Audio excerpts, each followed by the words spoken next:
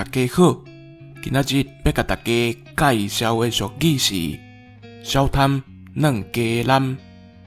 农业时代，大部分的农户拢有饲鸡仔，因为鸡仔真高走，所以通常若要掠鸡仔，会伫鸡笼内底也一寡米来甲城。结果因为小贪爱食，就会走入去笼仔，转互掠去。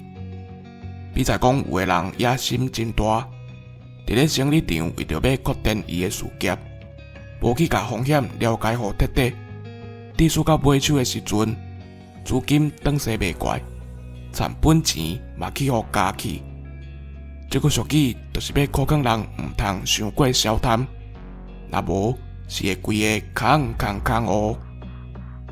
以上，感谢收听。